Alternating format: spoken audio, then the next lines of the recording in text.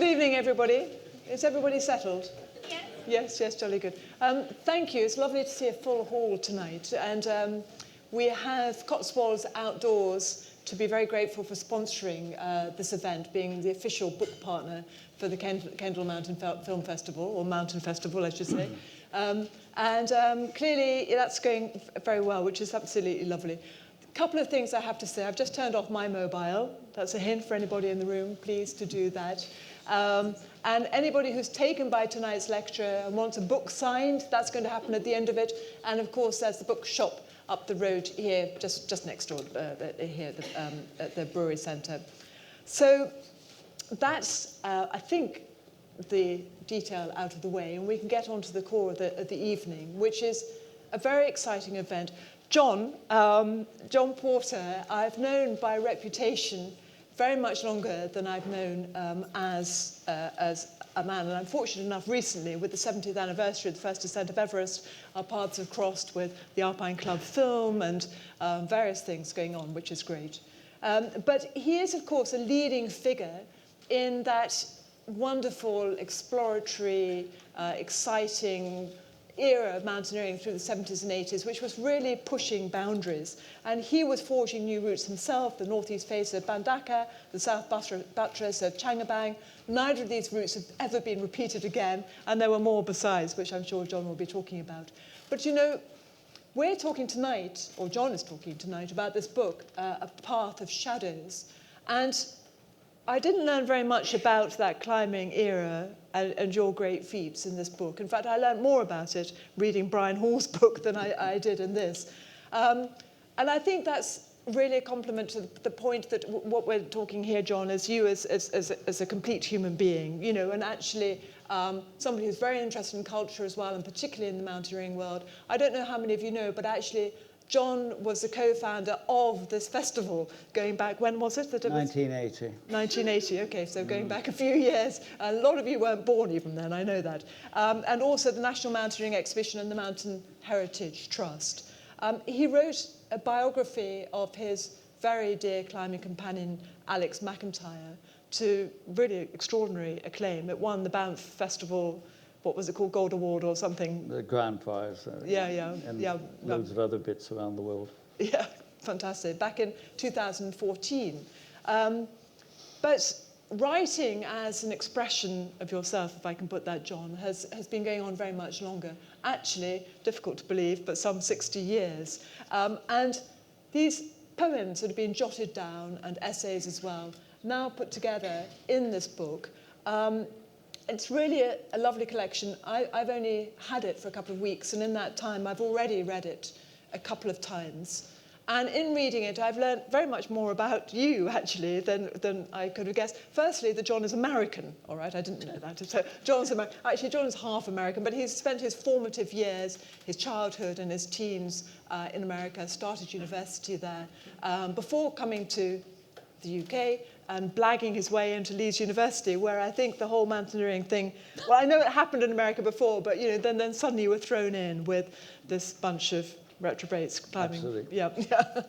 But this is really more about how being in the mountains informs beyond that time, how, if you like, it makes us who we are, our character, and how we see the world, how it shapes us, and particularly with the natural world that John talks about. He also talks, fascinatingly, I think, about how through the millennia we have, as human beings, defined what we see and who we are, using numbers through maths and physics, but also using words. And we're pretty good at it. But even today, if you take Einstein's view of physics, we can describe and understand only about 4% of the universe, the visible universe that we see, only 4%. That leaves, you know, a huge chunk, 96%, that we can't see. And the hope, I think, is that through poetry, which uses intuition and space, as well as the rhythm of words and the words themselves, we might be able to just touch that 96%. So John talks very eloquently about life and love and longing and the human condition and the environment and our planet. And I have a few favourites in this book, but I think John, it's time for you to entertain us and to inform, and for us to hear what you have to say. Thank you very much. Right. Thank you very much, Rebecca.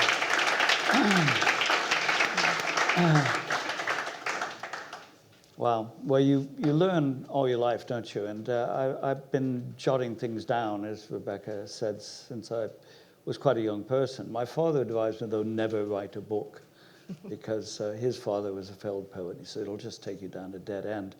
So I've kept all these jottings to myself, but I had a chance when I went to Banff on a Fleck fellowship to actually begin to develop them and put them into a book.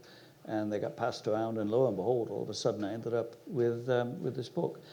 And being at this festival, actually, the last few days, I love doing things at the last moment, because we learn every single minute we're alive, or we should be. And like with Taryn Khan yesterday, she was talking about how history extends back in the city of Kabul, well beyond our living memory of that. And listening to Steve Venables, interviewing him yesterday morning, he said that, basically echoing the words on the screen there, that if you've had all these experiences, you are wrong not to actually try to tell them and help other people learn through your own experiences. And Leo Holding at the Boardman Tasker saying, you know, it suddenly occurred to me that there were 20 key moments in my life I should probably write down and phone the people that helped me form those 20 moments. So over the last couple of days, I've learned a few things, and they will help inform what I'm about to say. So these are the stories from, well, I'm 77 now, so there's probably a good 60 years of experience in these words. Last year was not a particularly good year for me, apart from being shortlisted to go to Banff and seeing one of my daughters out there, and the publication of the book. Because in the last year, my sister died, and in a very short time afterwards, our 2 cats and our dog Ellie, who's on the screen there now, from puppy on the bottom right to an old dog on the left. And the day I took her in to, or the day after I took her in to have her put down, I was walking one of her favorite walks together. And most of the writing I've had is just sort of words that have popped into my head. And when I got home, I wrote down this haiku: "You're with me still, sun at my back. You're with me still, sun at my back, walking a path of shadows." And having begun to put the book together, I thought, well, a path of shadows. Thank you, Ellie. She gave me the title of the book. And I realized also that in walking that path of shadows, there were so many of my friends who were also with me and no longer with me. And you can see in this montage here, my friend Alex MacIntryre in the upper right there with Kukuska, Pete and Joe down the left, Hugo Studmiller, who I dug out of the snow at the age of 17 when he was killed in an avalanche. And then going clockwise, Auhaus, Paul Nunn, Jim Kern, Kim Schmidt, Russ McLean, Pete Thaxton. I mean, there's so many people in my life who I kind of carry with me in the writing and my thoughts, even though they're not with us. That's important to hang on to, because I talk a bit about time later. Now, I mentioned my dad. He graduated from Cranwell, the academy, in 1938, and actually he was signed to Coastal Command. So the first day of the war, they were bombing ships off Sweden, bringing steel to Germany. Here he is at the age of 21, by that time already a squadron leader. And he was very damaged by the war. In many ways, we're all victims of war, and wars are so disruptive. And if we think back and are honest with ourselves, we're all part immigrants and part refugees. I don't think there's any way around that if you go back into your ancestry. My dad was English, obviously. He was 1 in 13 of his class. There were 260 of them all who graduated in 1938. And only 1 in 13 actually survived the war, because they were the Cranwell that...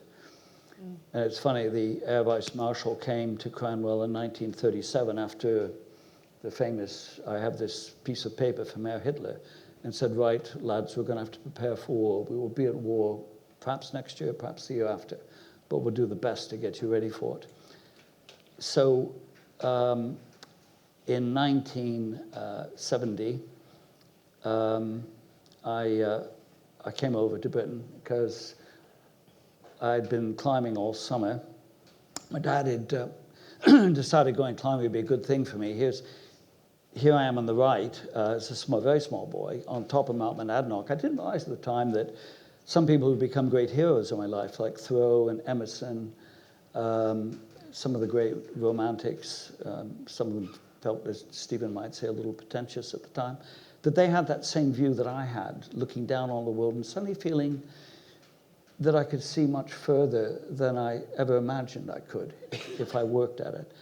And there I am on a roadside crag in that upper left. That's on Cannon Mountain. I'm probably about 13 by then. And then a bit later, I spent a summer in my third year at the University of Oregon, going out climbing as you do, pile of paper from the military. Oh, I'll sort that out when I've got back. And when I got back, the pile was that much high. And the top thing was report for your military duty in 2 days' time.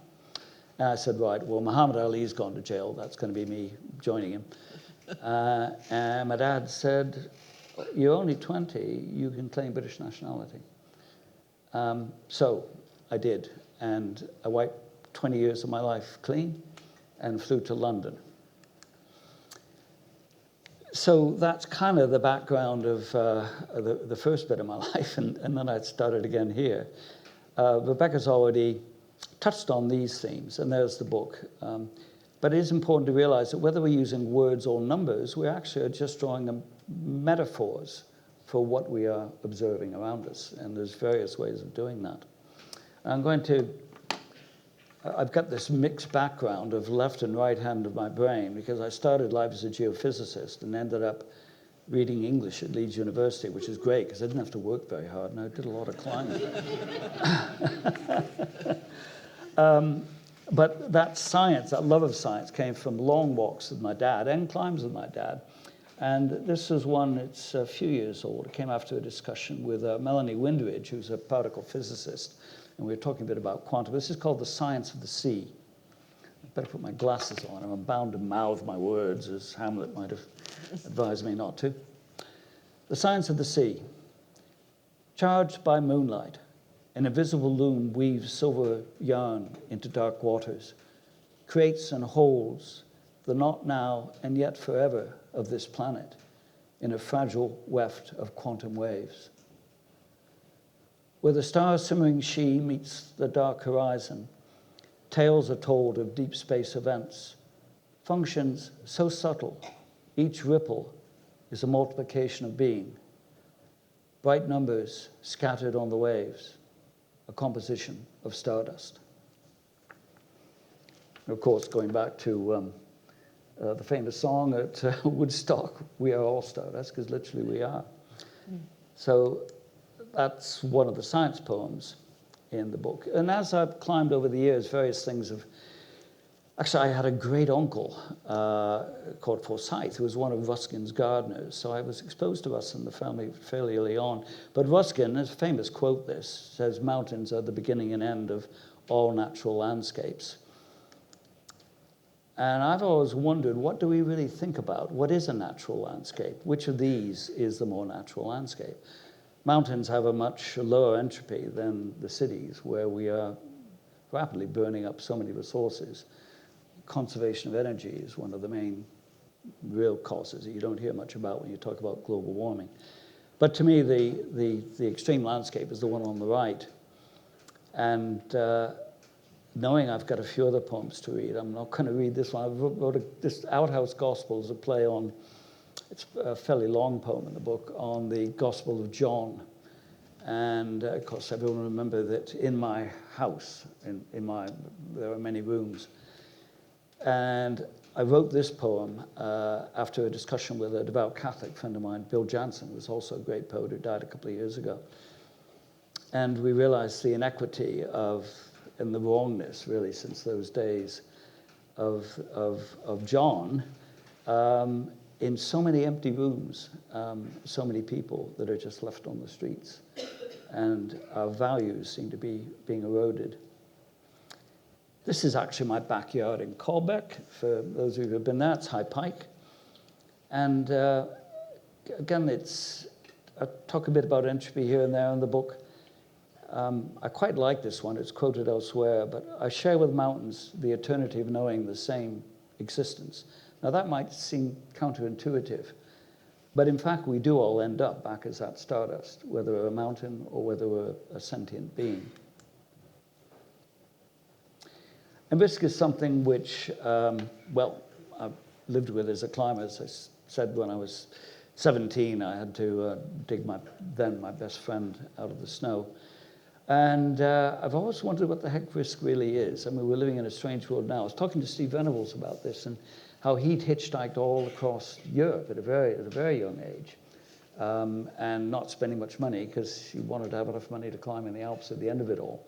And I hitchhiked out to the Tetons when I was sort of 17. These things we don't do anymore because it's seen as, ooh, too scary, something might happen. So a definition here, to put someone or something of value in danger, and the sort of advice you get, well, don't light a stove in a fire because of the risk of, in a tent because of the risk of fire. Frankly, I would much rather light a stove in a tent like this in K2 at 20,000 feet than to go outside and try. So climbers are exposed to risks in all sorts of ways they can't even imagine. And they kind of defy the kind of common sense, as supposedly, of the modern world. That picture in K2 was when I was climbing with Al Rouse, and we were attempting the unclimbed north-northwest ridge of K2. And Al, unfortunately, I ran out of time. I had to get back to work. Al stayed out, and probably you remember the story in 1976, what a horrible year that was, with 13 climbers altogether perishing on the mountains. And I was driving home from work when I heard the news of Al dying on K2. This is called The Complete Rainbow.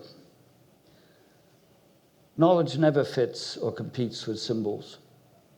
This perfect rainbow, the arc of life, spans from my motorway to your distant mountain camp where I should be had work not made me pause and leave before. It completes those weeks high up that made life seem a world suited for atomic engineers and mathematicians on the unclaimed heights. Its fragility gives beauty, shape, and ownership. No home, but the knowledge now shared that you are no more.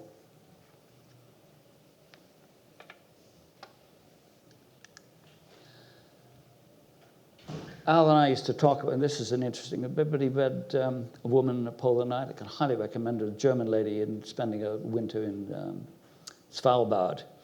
And this is one of the quotes that really jumped out at me. Do we need the force of contrast to live intensively? I think the answer is yes. And we need to force ourselves to find those contrasts, not to get stuck, as so many people are, in a kind of echo chamber of what they're doing and not really looking out beyond that.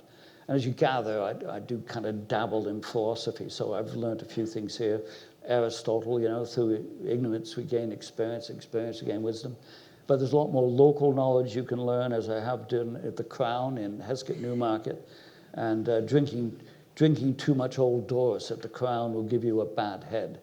So the latter is certainly a statement of fact. As good a beer as it is. My good friend Alex MacIntryre has been mentioned. He used to call getting drunk brain training for the Himalayas, because there are some similarities, the way you feel at 6,000 feet and above. And he was actually a great believer in hard work. He wasn't a natural climber, Alex, but he was an outlier. So he put 10,000 hours in and became really, really proficient at everything he did. And unfortunately, of course, he was the subject of my biography, and he died on our expedition to the south face of Annapurna in 1982, the same year, in the post-monsoon season, the same year that Joe and Pete vanished on Everest. So it was a really tragic year. And this poem I wrote probably 3 or 4 years ago, maybe a bit longer than that.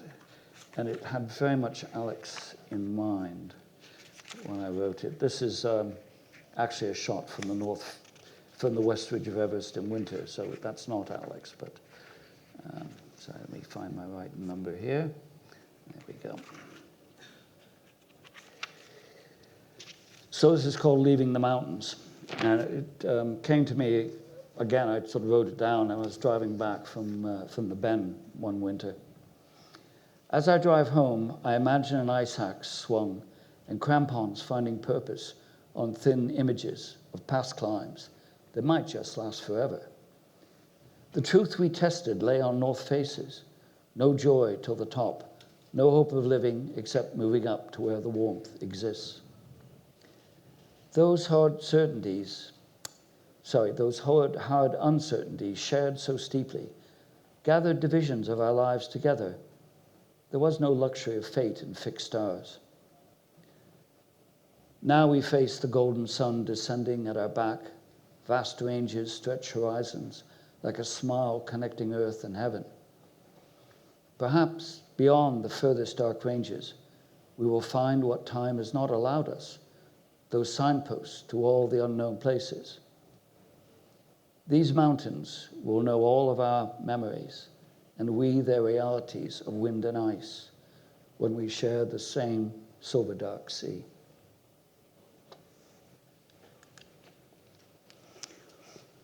I did a lecture at Harvard a few years ago, not many actually, and it was back in my old stomping ground with the Alpine Mountain Club and Harvard Mountaineering Club. I did a lot of climbing with, and it was a good house. And somebody walked up. And the first question they asked me was, "Do you think there's room in the world for thrill seekers like yourself and adventurers?" And I thought, that really threw me, you know. So here I am, looking very thrilled. And it occurred to me, I mean, in fact, mountaineering is extremely hard work. Half the time you've got a terrible headache, you're hungry, you can't sleep, you're frozen, and it's not very thrilling at all. The most thrilling bit, of course, is the fact that you're alive still, and very much having transcended some incredible risks to stay alive. It puts you very much in a place, a pinpoint of a metaphysical being stuck on a high mountain wall. And those are the moments when you feel most alive. This is me after descending in an awful storm on Everest in winter, minus 56. Stephen said we had no hope of getting to the top. We thought we did. Nobody died. There were 8 of us. Unfortunately, 4 of them are gone now. And so a lot of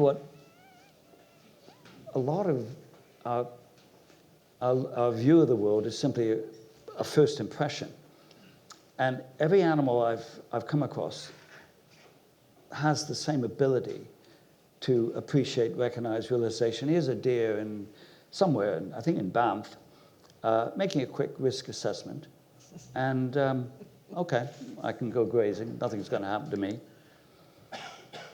Very much so, beauty and risk is in the eye of the beholder. This is the north face of Bandaka, which I climbed with Alex MacIntryre, our first major Himalayan route, together with the amazing Wojtek Kurtyka, after the Poles had smuggled us across the Soviet Union to get to Afghanistan, which is another story in itself, which I tell in the other book. But Alex and I had a very close bond, and that bond, which is in part about sharing risks, and something happens when you're with somebody for a long time in a very serious situation, and you share things which are not easy to express. And I've seen this in my own family. Here's my daughter Sarah with her horse Top Girl just before an event, and she always used to do this, just go and have those few moments. And of course, you can see the similarities there. I'm not sure the horse is in that one. I think I was the horse at first, and then Alex became the horse as we climbed more together. And she, used to take incredible risks, but sharing them with her animal. Now she's moved on to things which are far more scary. That's her in the bottom highlining, completely nuts. But she's taken that kind of whatever those bits of my genes, and she does some amazing things. And it occurred to me that the human beings are probably the only creature on the planet that actually wakes up in the morning and hasn't got a clue what's happening. We always have something, oh, hold on, what am I supposed to be doing today, sort of thing. Most animals don't have that. They know exactly what they have to do to get on with their lives. So I mentioned the time is a very strange thing. John Wheeler, the physicist, wrote that there is no time without existence, and there is no existence without time. Time in a quantum world doesn't exist at all at a very subatomic location. That they have no sense of time. There is some recent evidence, actually, that at Kelvin, maybe there is a flow, but I'm not going to go there. So the dance of the great destroyer, Shiva, is really in my mind when I wrote this little poem, which it occurred to me the one thing that human beings have, and of course something which is very unique in us, is the ability to express love. And in the flow of time, we have absences which come back to us, but there wouldn't be any sense of absence unless there was love. And that's what this poem is really about. I just have to find it, bear with me. I think it's it's called The Door with the Imperfect Heart, because the old shed door on the left there, you can see it was falling to bits in the back of my house, so I had to make a new door. And that's the one on the right. But you'll see why there's a heart. Hold on, I turned to the wrong page. I thought I had this perfectly worked out beforehand. Clearly I don't. Where's my number 4? It's probably dropped out. I'm sorry about this. Quickly go to the table of contents. It's page 30. Oh, thank you. That's me. I think that's right. Yeah. Okay. The Door with the Imperfect Heart. I made a new door for the back shed where 2 pairs of swallows live. Among the dusty memories piled high and rarely recalled, things that once mattered most in books read long ago and forgotten, stacked in damp boxes teetering corners where knowledge fades. Grandma's tea service lives here, layers of cake plates recording summers in the garden with lithographed figures, their lives spent a century before, their progeny's toys on shelves adjacent, my daughter's buckets and spades used to shape castles on forgotten shores where white waves still roll in. Near the bikes not ridden, I find tools misplaced in the darkness, not found when needed to repair, like reassuring passages from poems, not remembered when needed most, to remind us that the usual is so unusual. The cat sleeps on my daughter's bed.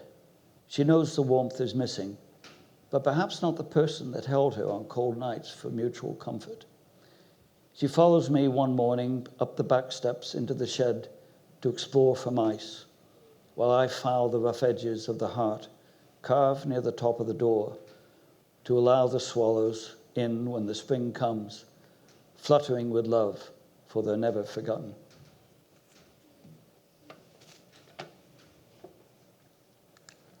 And so we move on. One thing climbers come up against all the time is delusion. Yeah, hey, this will be safe, no problem. But maybe we're best on rope here, don't you think? Because if one of us falls, we might both go. Oh, that's a good idea. I think that's Aid Burgess on a winter traverse in the Tatar that we did.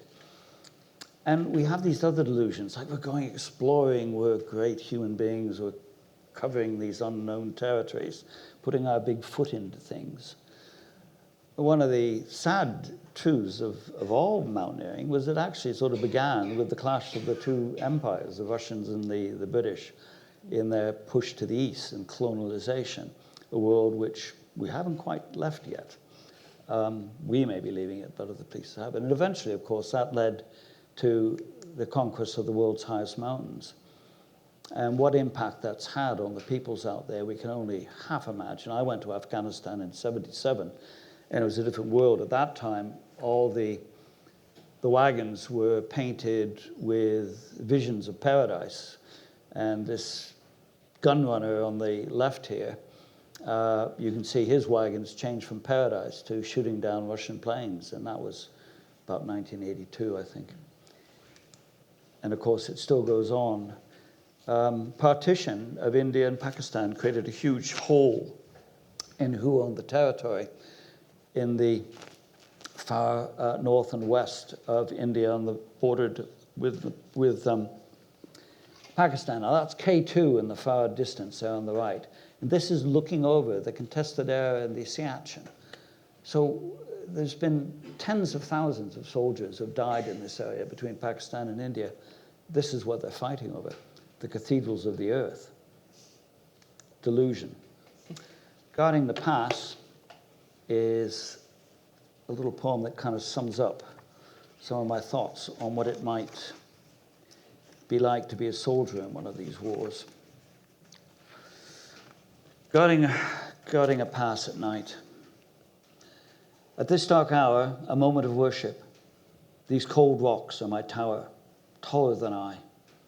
My friend, the moon, illuminates the pass, protects me, does my work for me. The high snows glimmer, the clear air bites, the pass is empty, no movement, no sound, no need for rifle or to alarm.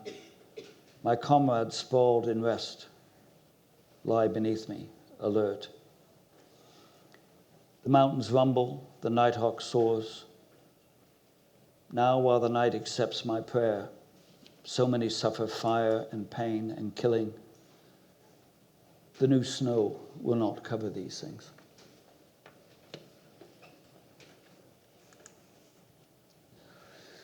But in the end, mountaineering is primarily about very joyful moments, and that bit about what have I learned, have I become wise? Well, not really. I'm dancing around on the summit of a mountain somewhere in the Eastern Kirkcaldy with Dave Wilkinson having a laugh at me behind, and sharing the joys of being in the mountains with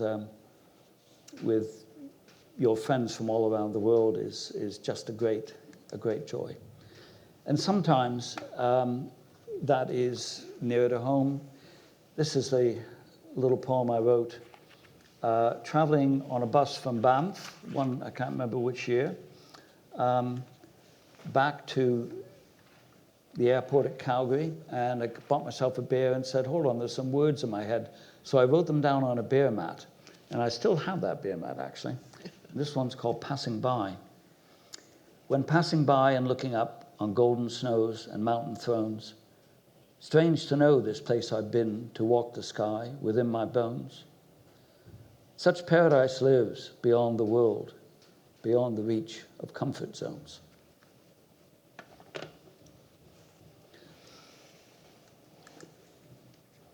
So carpe diem, live for the day. That's from Horace's 11th Ode, if I get it right. People sometimes think, seize the day means, oh, well, go and buy something new down the shop, make the most of your time. But what I think Horace and every philosopher, poet since then really means is live every moment, be aware of those moments. Don't waste them. As this raven, taken from the top of Skidder, magical shot. Don't know what it's feeling, but I was feeling the same thing as that raven at that moment. So the last poem is, it's the end of one of the later poems in the book called Last Islands. And it's a metaphor of the human existence as an airplane, of our time flying. And this is the third section of that poem. In this sleep of life, the glide beyond the islands has rude awakenings. Aloft again without fuel, this awkward machine still exceeds its designs. Ahead, I can see unfathomable spires lift from a new continent wrapped in dark time. No chance to change direction, no amount of reason, no revision of love can cancel this flight. The ice beneath seems smooth, the cold and crash unknown, the point of no return is near, the vanishing point where fear can no longer fly beyond the last islands.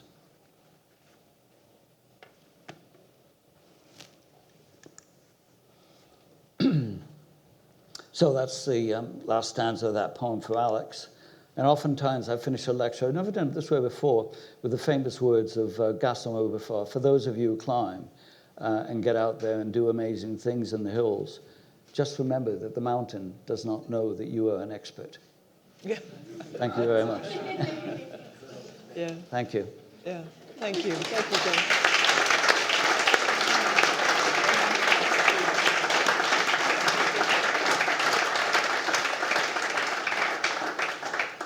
Thank you so much for that, John. We'll have opportunity. We have 23 minutes left, an opportunity to ask lots of questions. But I'm going to start, if I may, and all sorts of things are going around in my head, listening to you, having been on the edges of this myself, and thinking about the beauty and the madness, in a sense. Soldiers talk about, the camaraderie, the excitement, and what have you, war's best years of my life, until something goes wrong, and then the reality hits.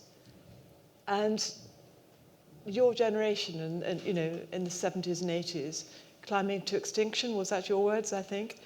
It was Vic Silverman, actually, at the Telluride Mountain Festival came up. Yeah. He invited me over one year and said, we've got a guy here who was part of a generation and nearly climbed itself into extinction. Yes. I'm wondering two things. I mean, is it necessary to be on the edge like this, to experience with the intensity that you've described, and maybe soldiers describe? The other thing that I think is very interesting for me is what psychologists call, the optimistic bias. Fate will treat me kindly. I'll be fine. Which again is a delusion. I mean, in your case, the mountains knew you were an expert, but you were like, there is an element of, of course there's an element of this. Does that colour your thinking? Does it change with age? Does it change with circumstances if you have a family? Does it change? How does that all figure in? It definitely does change for some and not for others. I think one of the fascinating things about human beings is that we all have a point of view, personal point of view, which is very different. And time is granular. We don't all share the same experience. We're all living in our own little sand timers, really. So different people respond in different ways. I mean, when I was 17 and had I not been called to an extra shift in the supermarket where I was in high school, I would have been there with Hugo and John when they were killed, but I just happened to arrive the next morning having hitched up to go and join them.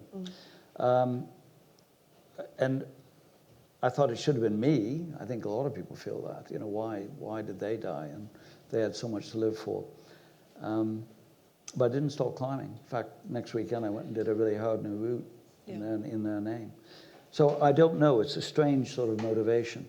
And you see it in a lot of the people in my generation. I think we were deluded by nihilism. Ken Wilson said that perhaps one of the drivers was the fact that we were possibly faced with a nuclear war at any time. So we were going to go and create our own fate. But also in the 70s and 80s, there was a kind of a countercultural rebellion. We were seeing that a lot of things were going wrong in society. Society was falling to bits in terms of traditional ways of learning and earning a living. And climbing became an expression of all of that. But people have handled it in different ways. It certainly affected me on Chongkundang. I had a daughter of, she was very, very little. She was maybe 2. And we climbed a couple of routes, and I thought, this little voice in my head, one avalanche slope, I just said, Daddy, Daddy, don't die. And that was kind of it. I thought, this is not fair on Rose, my wife who's here, and not fair on the kids if I did go. Yeah. So at that point, I definitely went into a dive of taking less risk. Yeah, yeah, yeah. But the rewards are phenomenal, and I wanted to touch on this when you talk about this oneness, both the sort of organic and inorganic matter, with the stardust and everything like that. Does that again come from your experience in the mountains? And can I ask, does it give you sort of comfort and reassurance as we're all trotting through the years of life, not getting any younger? I think so. I mean, it is very comforting. I don't know if anybody saw the film, the Welsh film today, Our Home. Paul Pritchard expressed it much better than I could, that you transcend, you reach a moment where you're no longer yourself at all. You are completely connected with the cosmos.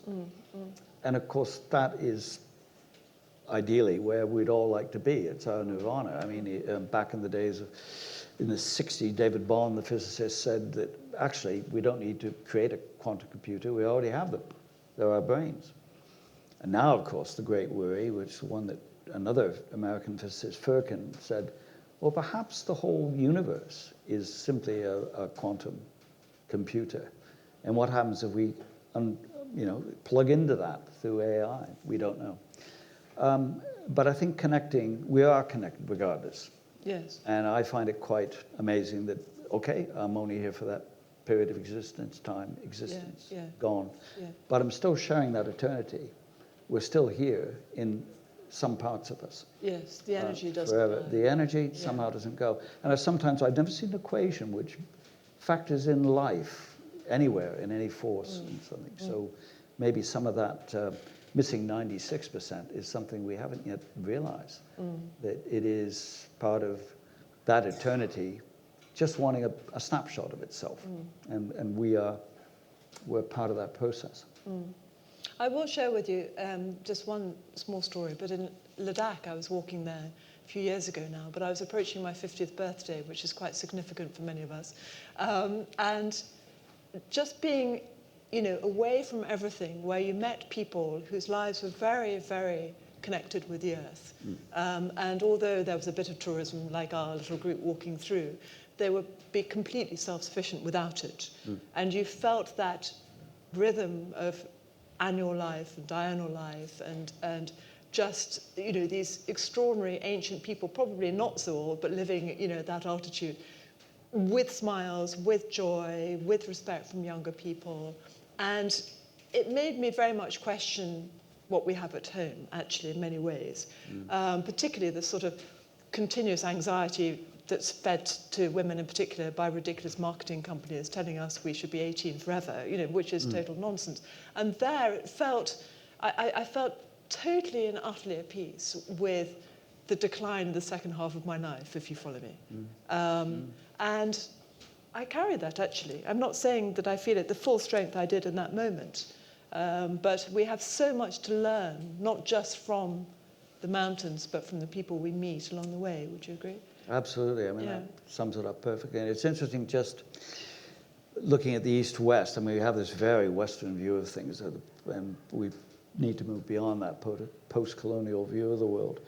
But just putting things into perspective, if 1 year is the Earth's life, okay, the dinosaurs died 27 minutes ago. Yeah. And they had lived for about 1 hour. Yeah. Human beings, and give us 2 million years, have been here for a couple of seconds, a bit less. Yeah. At the time of the Kannada Sutras were written in India, there was also the Milesian school in Greece, which came up with the idea of atomos. Hold on, it isn't all mystical earth, air, wind, and fire. Perhaps there are atoms, perhaps there are building blocks, there's some connection that's in all of us, connecting us to the universe. So that was around 500 BC. And if you look at human existence in that terms of the Earth's been here for 1 day, those first thoughts of this connection with atoms came from the mystics in the East and some philosophers and physicists, very early physicists in the West, in Greece. That is not 0.0014 of a second ago. Yes. Yeah. So there's hope for us yet. I mean, we might evolve, and it's going to be 4 billion years before Andromeda crashes into the Milky Way. So an intelligent species might yet appear on this planet.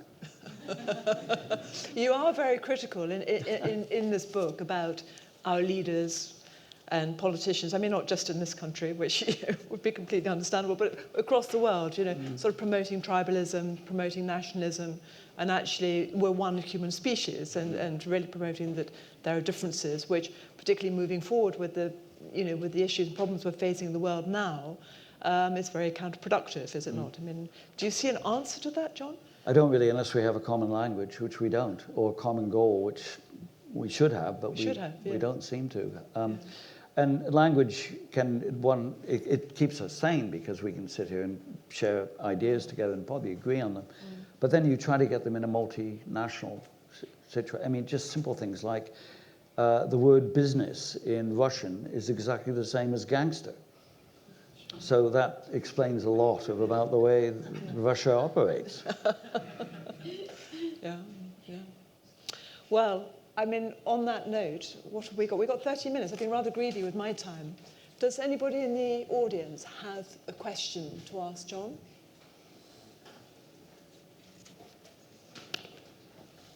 Yes.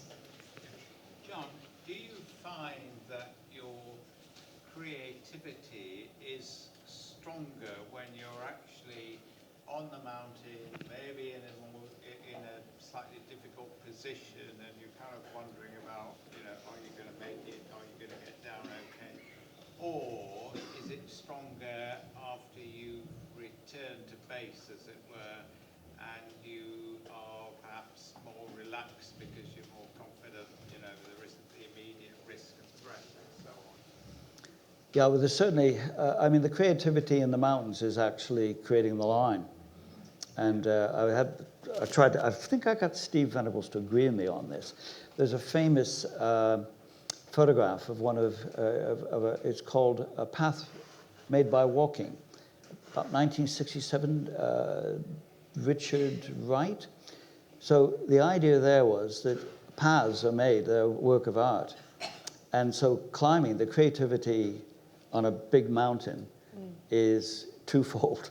One is finding the line that's going to get you up it so you can get down again, and the other is just staying alive. So that is a different dimension of creativity. And of course you get down and everything just floods in, all the colors that you haven't seen. You've been living in this black and white and blue world for sometimes, weeks on end. And then as your senses absorb all this, then the words begin to form around that. It doesn't happen every time, but as I said, most of the poems I've written in this book have just come from I've been out for a run or I've had a conversation, not necessarily to do with the mountains, but just the words just come after that. But I do feel it's from that wealth of experience, having transcended into a different place, having climbed some pretty, been fortunate to climb some pretty amazing mountains. That gives you a bit more confidence in your ability to express things when you do get back to earth. Does that make sense? Yeah. Yes. Yeah, just to follow up on that point, I'm thinking about, John, about transcendence, and you just said it there. So, have you ever touched the same feelings, the same sense of transcendence, doing anything other creative other than climbing?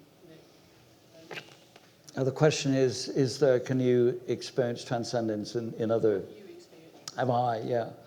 I think everybody hopefully experienced some transcendence. Have I? Yeah, maybe. I played a bit of soccer, as we call it in America. I made the first team at Oregon, but when I came here, at least I know how to play the game. We had, in one of my exams at Leeds, we were in the final of the Leeds City six-a-side, and we had to finish our exam a half an hour early, well, 45 minutes early, because the kickoff was at 12. So I and four of the players, we had a couple of ringers from Leeds United second team playing for us, actually. But anyway, we 4 of us left this exam, ran down to town, changed, went and played. I scored 2 goals in that game. We won 5-3. And I did feel quite transcended. Especially after we'd had a few beers. I was rooming with the dreaded Paul Dacre, one of my roommates, who was the editor of the Daily Mail for many years.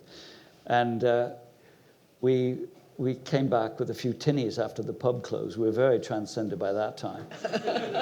And Paul came storming out and said, "What are you doing? It's 11:30. We've got an exam tomorrow." And I said, "Yeah, Paul, but it's not till 9:30 in the morning." So I'm sorry, that's a bit of a facetious one.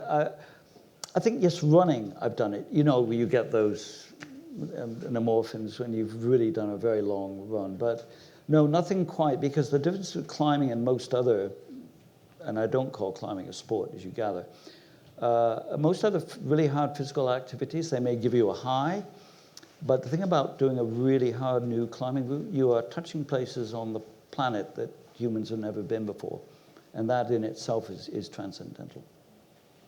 What about music? Sorry, I was just thinking. Well, I mean, just getting into. Well, I'm just thinking, you know, that there's an effort amongst many human beings to rise above the mundane in some way or another, and you know, climbing is one form. Yeah, I think musicians are amazing. Somebody who's really good at composing music definitely transcends this planet. Yeah. As my father used to say, humanity can't be all that bad if you have Mozart appearing. Yeah. Yes. John, you said earlier that you exercise both brains, and that you started as a geophysicist. I was studying physics and with geology at the University of Oregon. How did that path went, like from geophysicist to literature? Well, when I wiped the slate clean, I landed. Actually, the great thing about being on a BOAC flight was suddenly I was allowed to have a drink because I was 20. So I had a couple of gin and tonics, cried into my gin and tonics crossing the Atlantic. And when I got to London, I wandered around. My God, they got auto cars here, and you know, this is the town. And I had one phone number of a guy in the North London Mountaineering Club, and I phoned that when I got in, and his wife answered. No, he's in Germany working at the moment. But there's a meeting of the North London Mountaineering Club tonight, and here's where they're going to meet. So I walked around town, went to the North London Club that night in the pub, and there were 3 lucky-looking lads stood at the bar. Glyn Hughes, who's the archivist of the Alpine Club, Tony Wilmot, and Alan Baker. Tony Wilmot, the great rock climber, who unfortunately is no longer with us. And I said, "Hey guys, I'm kind of a refugee from America," and we chatted, had a beer. Glyn said, "Come back and stay on our couch," and next morning, the guy was moving out. There was going to be a room spare. He worked at the British Museum, and he said, "Oh, we're short of a student to catalogue antiquarian books this summer." So with that one phone number, in 48 hours, having left one life, I had a place to live, a climbing community, and a job at the British Museum. Yeah. And kind of that luck, that is where luck has sort of blessed me. And my uncle had, my English uncle, who'd remained in this country and was an ambassador, had been to Leeds University. So he put me in touch with the Vice Chancellor, and I went up and I said, "Look, I have these credentials. I want to finish my physics and geology degree."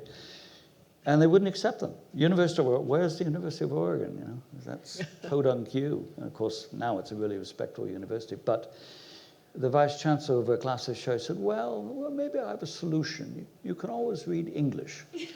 Anybody can do English. So that's how I ended up doing English. Yeah. But isn't that a wonderful result, that you are a perfectly balanced individual? I mean, You think so? well, you know, working both sides of the brain at least, I mean, it's actually, I think it's a failing in our system that 16-year-olds we were just talking about have to choose between, you know, science and arts. Ridiculous, absolutely ridiculous. Anyway, there we go. Any more questions? Any more questions? This is your opportunity. Oh, one at the back. I'm so sorry, I didn't see. Yes, go on, far away. I've loved the analogy of in my father's house there's many room, how that correlates to homelessness in the States. I thought that was an incredible metaphor. The question is, I've got loads of friends who are coming up to parenthood, and they're climbers, and they're very used to taking risks. They go to Pakistan, etc. What's your advice for somebody who, as you alluded to, becoming a parent, who also starting to think about what risks to take as a climber? That's a really tricky one. Of course, I can't advise on that at all. I've seen the process take place in a lot of my climbing friends. On Everest in winter, for example, Paul Nunn, who is one of the finest, hardest, and most adventurous climbers, on our winter trip on Everest, attempting the West Ridge, 1980-81, Paul barely left base camp. He just wasn't in the mood. And it wasn't until many, many years later, when I was on Chongkundang, and that little voice, Daddy, Daddy, appeared in my head, I realized that Paul Nunn had exactly those same moments taking place, which is why he realized he didn't want to leave his family behind. So I think all I can say is it's up to the individual, but don't forget the mountain. It does not know you're an expert, because the rest of your life and your family is, in the end, much more important than the mountain, which will be there for a lot longer than any of us. Thank you, John. Thank you. That could be a very nice point to leave on, actually. The sort of relationship with the mountain, relationship with family and friends, and how we we balance all those things. Thank you very, very much, everybody, for coming tonight. It's really, I'm going to recommend it personally if you haven't read this book. This isn't just a sales thing. I mean, it's a wonderful, wonderful thing. I'll be dipping into this again and again. So John is here to sign it. And if you want to buy a copy, then we've got the bookshop here to do so. So that's just left to say, it's 10 o'clock. Have a fabulous weekend. And see you over the next couple of days. Thank you.